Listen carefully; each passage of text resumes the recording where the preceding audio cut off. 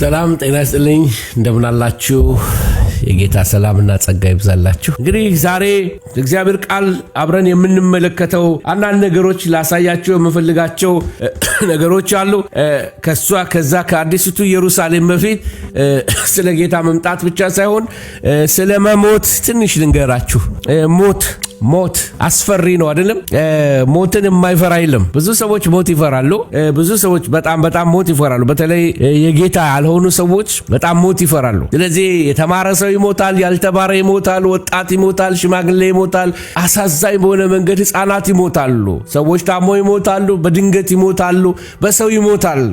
ስለዚህ ሰው በተፈጥሮ ሞትን ይፈራል። ሞት ያላስለቀሰው ሰው የለም። ሞት ማለት መለየት ነው። ስጋ ከነፍስ ሲለይ አካላዊ ሞት ነው። ነፍስ ከአምላኳ ስትለይ ምን ይባላል? መንፈሳዊ ሞት ነው። ስለዚህ ሞትን ማወቅ አለብን ልላችሁ። እንግዲህ መጽሐፍ ቅዱስ ሞት ለሰው ልጆች ሁሉ ዕጣ ፈንታ የሆነው በኃጢአት ምክንያት እንደሆነ ይነግረናል። ሮሜ 6:23 ላይ የሚነግረን ሞት በአንድ ሰው ምክንያት ነው የገባው አይደለም? በአዳም ምክንያት። ስለዚህ ዓለም ሁሉ ከሞት አያመልጥም።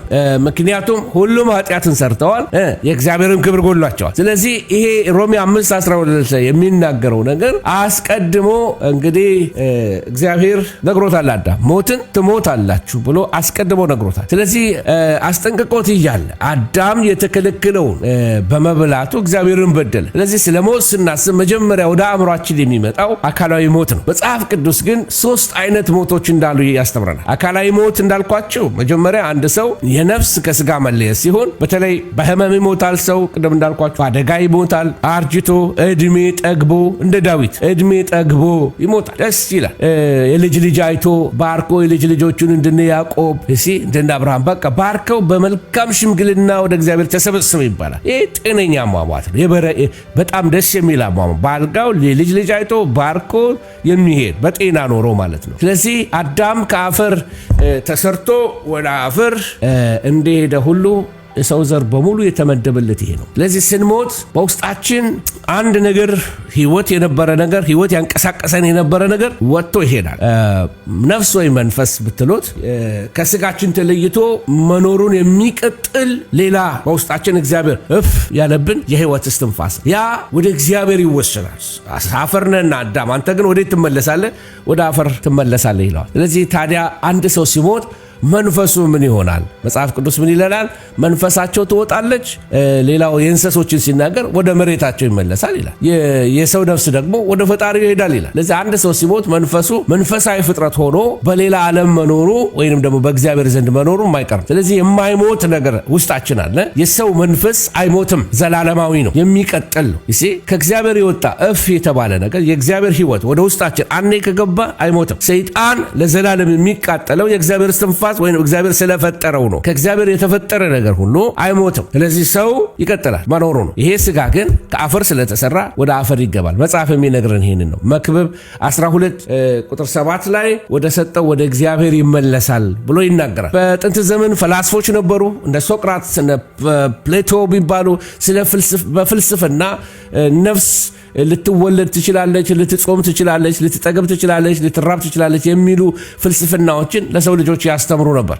ነገር ግን እውነቱ መጽሐፍ ቅዱሳችን የሚያስተምረናል። ለዚህ አንድ መስመር አስመረን እንነጋገር። ሰው ሞትን ማምለጥ አይችልም።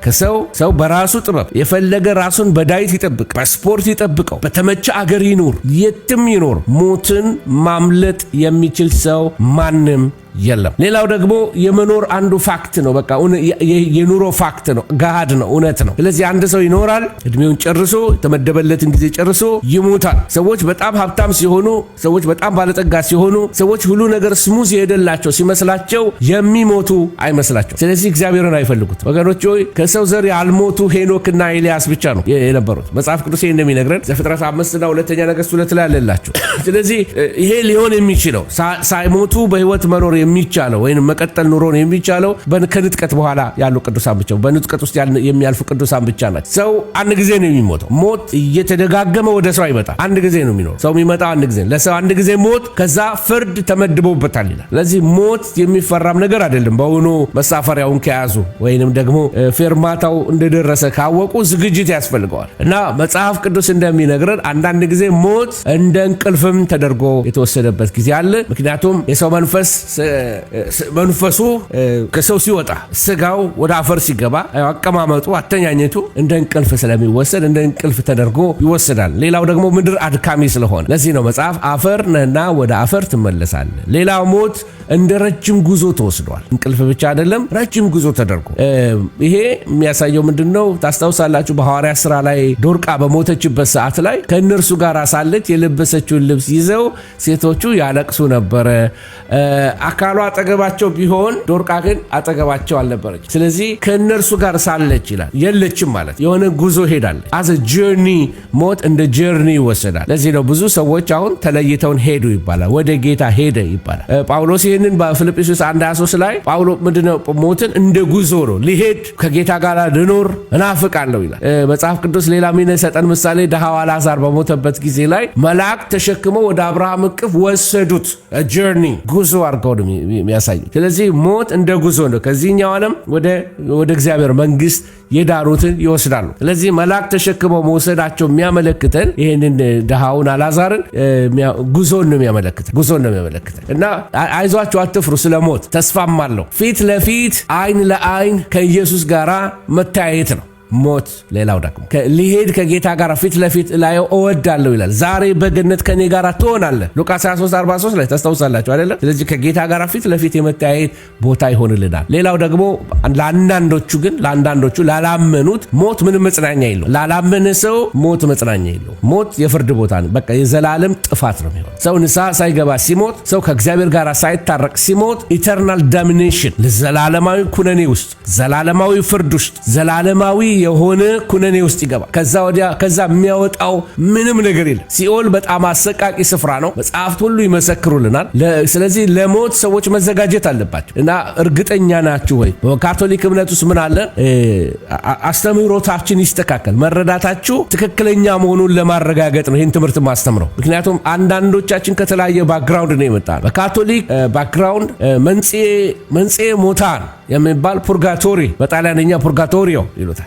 ይሄ ፑርጋቶሪ ወይንም ደግሞ መንጽኤ ሞታን ሰዎች ሲሞቱ ወደዛ ይገባሉ። ከዛ በዛ ያስተምሩታል። ከዛ የመንጻት ስርዓት ይደረግለታል። ይሄ በመንግስተ ሰማያትና በሲኦል መካከል ያለ ቦታ ነው ብሎ ነው የሚያምኑት ፑርጋቶሪ። እና ከዛ ይነጻና ከዛ ይጠየቃል የት መሄድ እንደሚፈልግ። ሲኦል ነው መሄድ የምትፈልገው መንግስተ ሰማያት ተብሎ ይጠየቃል። there is no option። ሰው አንድ ጊዜ ከሞተ በኋላ ምርጫ ይሰጠው። ከዛ በኋላ ዲሲሽኑ የሚያደርገው እግዚአብሔር ነው። ነገር ግን አንድ በጣም ፌዘኛ የሆነ ኢትዮጵያ ውስጥ በጣም የታወቀ አስተማሪ ሲያስተምር እግዚአብሔር ሰው ከሞተም በኋላ ሲኦል ከገባም በኋላ አውጥቶ መንግስተ ሰማያት ሊያስገባ ይችላል የሚል አስተምህሮትን ሲያስተምር ሰምቼዋለሁ። አይ ሪሊ ዶንት ኖ።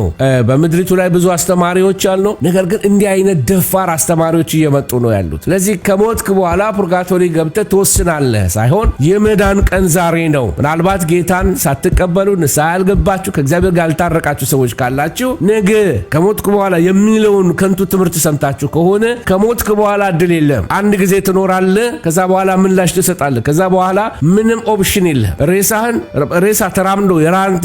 ሬሳ ተራምዶ መሄድ እንደማይችል ሁሉ ከሞትክ በኋላ ውሳኔ የሚያደርግልህ እግዚአብሔር ነው። ዳትሴት እግዚአብሔር ዘመን ሰጥቷል፣ ጊዜ ሰጥቷል። በምድር ላይ በኖርክበት ዘመን ያፈራው ፍሬ ይታያል፣ ኑሮ ይታያል። በክርስቶስ ኢየሱስ ደም ኃጢአት ያልታጠበ ከሆነ ለዘላለም ወደ ጥፋት ይሄዳል። ስለዚህ መዳን በሌላ በማንም የለም ብለን ትላንትናም የተናገርነው ከዚህ ወስደን ነው። ዕብራውያን 5:8-9 ላይ የሚነግረን ይህን ነው። የመዳን ሰዓት አሁን ነው፣ የመዳን ቀን ዛሬ ነው ይልናል መጽሐፍ ቅዱስ። እንግዲህ ስለ ሲኦል ደግሞ ስለ ሞት ትንሽ ነገርኳችሁ ዳሰሳ። አሁንም ስለ ሲኦል ደግሞ ስንመለከት ብዙዎች ከሞት በኋላ ሲኦል የለም የሚሉ አስተማሪዎች አሉ። ግን ብዙዎች ጥያቄ አላቸው። ሰው ሲሞት ነፍሱ ስትወጣ ምን ይሆናል? ከህይወት በኋላ ህይወት አለ? መንግስተ ሰማያት ምን ትመስላለች? ሲኦል እውነት ነው ወይስ ምሳሌያዊ ነው? አንዳንድ ሰዎች ምሳሌያዊ ነው ይላል። አሁን እግዚአብሔር ፍቅር ሆኖ ሰዎችን በእሳት ያንጨረጭራቸዋል? እውነት የዘላለም እሳት ባህር አለ? ራሱ ዘላለምስ ማለት ምን ማለት ነው? ሰው ሲሞት ነፍሱ የት ይሆናል? ሲኦል አለ ወይስ የለም? ሰው ሲሞት መጨረሻው ምን ይሆናል? ወደ ሲኦል የሚገቡትስ ምን አይነት ሰዎች ናቸው? የጠባ አይነት ነው? ምን አይነት ሰዎች ናቸው? ሰው ከሞተ በኋላ የመዳን እድል አለው? ቅድም የነገርኳቸው አይነት ማለት ነው። እነዚህን የመሳሰሉ ብዙ ጥያቄዎች ሰዎች ይጠይቃሉ፣ ይልኩልናል። በጥያቄያቸውም የስ ለብዙ ነገር መልሱ የስ ነው። ሲኦል አለ። ይህ በይሁዲ እምነት ውስጥ ሲኦል እንዳለ ያስተምራሉ። ሺኦል ይሉታል እና አለ። ግን አንዳንዶች እንደ ራባዮቹ ነው። ራባዮቹ ደግሞ አተረጓጎማቸው ይለያያል ከምኩራብ እና ከ1 ዓመት በላይ አይቀጣም ይላሉ። ሲኦል ይገባል ሰው ይላሉ አይሁዶቹ። አንዳንድ ራባዮቹ አያምኑም። አሁንም ሰው ሲሞት መንግስተ ሰማያት እንላለን እንጂ ዛሬ መንግስተ ሰማያት ነዋሪዎች እንደሆንን አገሩን እንደሚናፍቅ ሰው አልሆንም። ልክ ተበትኖ ተልቆ ሌላ ሀገር እንደቀረ ልጅ ልንሆን ነው። አገር አላቸው፣ ጌታ አላቸው፣ ንጉሥ አላቸው እያልኳቸው ነው። በዛ የሚመጣ ጌታ ለአንድ ቀን መጥቶ ፊት ለፊት ታዩታላችሁ፣ ይወስዳችኋል፣ ይወስደናል እያልኩኝ እያስተማርኳችሁ ነው ያለው ወገኖች። መጽሐፍ ቅዱስ ሲነግረን እንግዲህ ይሄ አሁን ያለንበት ሰማይና ምድር ምን ይሆናል? ያልፋል፣ በደንብ ያልፋል። አልፈም የሚሏችሁ ያልፋል። በበቂ የእግዚአብሔር ቃል ማስረጃ እንነግራቸዋለን። ስለዚህ 1000 ዓመቱ ልክ ሲደመደም ሰማያት በታላቅ ቁጣ በታላቅ እሳት ተቃጥለው ያልፋሉ። ከዛም ደግሞ ምን ይላል? ሰማያት መዝሙረ ዳዊት ምዕራፍ 102 ላይ ቁጥር 25 ላይ ባካችሁን ጥቅስ ያዙ፣ ለሚሞግቷችሁ መልስ ይሆናችኋል። ሰማያት ይጠፋሉ፣ ሰማያት እንደ ልብስ ያረጃሉ፣ ሰማያትን ትለውጣለህ፣ ሰማያትን ትጠቀልላቸዋለህ ይለናል መጽሐፍ ቅዱስ እኮ። ሰማያት በፊቱ ሸሹ ይላል መጽሐፍ ቅዱስ። አዲስ ሰማይ አዲስ ምድር ይመጣል ብሎ መጽሐፍ ቅዱስ ያስተምረናል። ስለዚህ ትምህርታችን በእግዚአብሔር ቃል መሆን አለበት። አንዳንዶች ይመጡና ኖ ሰማይ ማለት እኮ ብሎ ሊተረጉሙት ይሞክራሉ። ሲያቅታቸው ወደ ትርጉም ይመጣሉ። ሊትራል ኢንተርፕሬቴሽን መሄድ አይችሉ። ስለዚህ ሲያቅታቸው ይሄ ማለት ሰማይ ለምሳሌ የብርጭቆ ነው። ብርጭቆ ይጣላል ብዬ ብናገር ብርጭቆ ማለት እኮ ትርጉም ነው ብለው ሌላ ትርጉም ሊሰጡኝ ይፈልጋል። ኖ ብርጭቆ ነው። ሰማይ ነው። ሰማይ አለስ መጽሐፍ ቅዱስ ሰማይ ስላችሁ ይህን ማለቴ ነው እስካላለኝ ድረስ። ስለዚህ ሰማያት በታላቅ ቁጣ ያልፋሉ፣ ይጠቀለላሉ፣ ሰማያት ይሸሻሉ። መጽሐፍ ቅዱስ የሚነግረን ይሄን ነው። 1000 ዓመቱ ሲደመደም የሚመጣልን ተስፋ ብዙ ነው። ክብር ለእግዚአብሔር ይሁን። ሰማያት በታላቅ ጩኸት ያልፋሉ። ምን አይነት ነገር ገጥሟቸው እንደሚጮህ አናውቅም። ግን እንደ የነጎድጓዱ አይነት በብዙ ነገር መልቲፕላይድ ሆኖ በብዙ ጩኸት ድብልቅልቅ ያለ ጩኸት ተሰምቶ ሰማያት ያልፋሉ። ሰማያት ይላል በእሳት ይቀልጣሉ። ተመልከቱ የእግዚአብሔር ቃል 2 ጴጥሮስ 3:12 ላይ ሰማያት በእሳት ይቀልጣሉ። ሰማያት እንደ ጭስ ይበናሉ። ምድር ሸሸች ይላል ራእይ 20 ቁጥር 11 ላይ ከሰማይ ወደ ምድር መጣ። ስለዚህ ሰማይ ያልፋል፣ ሰማይና ምድር ያልፋሉ፣ ቃሌ ግን አያልፍም። ይሄ ኢየሱስ ነው ያለው፣ እኔ የፈጠርኩት ቃል አይደለም። ስለዚህ ምድር አያልፍም፣ ሰማይ አያልፍም የሚሉ አስተማሪዎች አሉ። ሊከራከሩ ይችላሉ፣ ጥቅስ ሊመዙ ይችላሉ። እኔ ደግሞ ከ10 ከ15 በላይ ጥቅስ ሰጥቻችኋለሁ። እናንተ ውሳኔውን ለእናንተ ተዋለሁ። ምድር ሸሸች ይላል። ምድር ታልፋለች። ማቴዎስ 24:35 ማርቆስ 13:31 እነዚህን ጥቅሶች እናንተ ተመልከቷቸው። ቀጥሎ ደግሞ ምድርም ታልፋለች በድጋሚ መዝሙር 102 ላይ። ስለዚህ አንታለል በጠላት ወገኖች ሆይ ሌትስ ጌት ሬዲ። ልብሳችንን እንጠብ። ይሄ ፊዚካል የሆነውን አይደለም የምናገረው መንፈሳዊ እጥበት ውስጥ እንግባ። ልባችን ይታጠብ፣ ህሊናችን ይታጠብ። በነገሮች የረከሰ ህሊና ካለን ለጌታ ክብር ብለን ወደ ደሙ እንምጣ። ወደዚህ ደመተን እንታጠብ። ቀድሰኝ ጌታ ሆይ ለዚች ቅድስቲት ከተማ ምበቃ እንደሆን በዛች ቅድስት ከተማ የምኖር እንደሆን። ኦ ሃሌሉያ። የተቀለልኩ ስመጣ ደግሞ መጽሐፍ እንደዚህ ይላል፣ ዓይን ያላየው ጆሮ ያልሰማው እግዚአብሔር ለሚወዱት ያዘጋጀው። ፓስተር አስፋው በጣም ውስን በሆነ ጭንቅላቱ፣ ፓስተር አስፋው በጣም ውስን በሆነው የማሰብ ችሎታው ስለ መንግስተ ሰማያት ተናግሮ ሊጨርስ አይችል ሰው ነው። ዓይንህ ያላየው ጆሮ ያልሰማው